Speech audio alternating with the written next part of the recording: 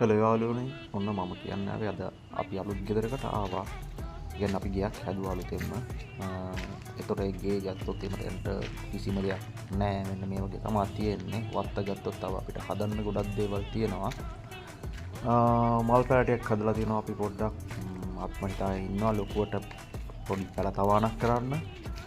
දැනට අපි කහපැල ඒ වගේම නිවිති ඕන ඒවටයක් හදාගෙන තියෙනවා. ඒ වගේම අදහසක් තියෙනවා මේ වත්ත හරියට ලස්සන කරගන්න ගොඩක්. තව ගොඩක් දේවල් කරන්න තියෙනවා. බලමු ඔයාලගේ අදහස් ටිකක් මට දෙන්න කරන්න ඕනේ මොනවද කියලා. පොඩි පොඩි පැල ටිකක් හදලා තියෙනවා මේ පේනවනේ.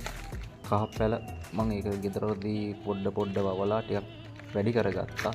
ඒ වගේම මිරිස් පැල පොඩ්ඩකුත් හැදුවා. ගොඩක් හැදුවේ නෑ මොකද ලොකුවට මම මීට කලින් වගා කරලා නැති හින්දා මේ මොකද අත්දැකීමක් නැහැ. ටික ඩ්‍රෝ කරගන්න තමයි බලාගෙන ඉන්නේ.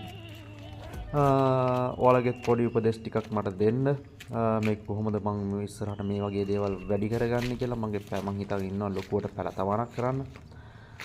පොඩි පොල් පැලයක් රැඹිලි පැලයක් හදලා තියෙනවා මෙහෙම. ඒ වගේම ගෙදරින් ගෙන ආපු චූටි කොමාරිකා කෑල්ලක් දැන් පොඩ්ඩක් ලොකු පඳුරු කීපයක් වගේ වැඩි කරගෙන තියෙනවා දැනට.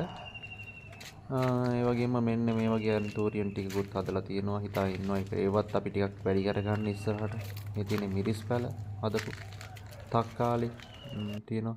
එතකොට මෙන්න මේ මිරිස් පැල දෙකක් තියෙනවා. හොඳට වැවිලා තියෙනවා ලස්සනට.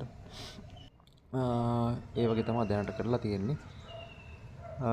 මම කැමති හැමෝගෙම පොඩ්ඩක් අදහස් ටිකක් දෙන්න. ඉස්සරහට මට මොනවද කරන්න මේකින් අපි ගත්තොත් මේ වත්තේ මොනවද හදන්න පුළුවන්. කියන්නේ පර්චස් තහක පොඩි ඉඩමක් තියෙන්නේ. ඉඩම් කැලක් තියෙන්නේ. ඒක තමයි අපි දැන් වැඩි කරගන්න යන්නේ. බලමු ඉස්සරහට අපි මොනවද කරන්න කියලා. මම ඔයාලටත් අප්ඩේට් එක දෙන්නම්. හැමෝම රැඳිලා ඉන්න මාත් එක්ක. එහෙනම් සුබ දවසක් හැමෝටම.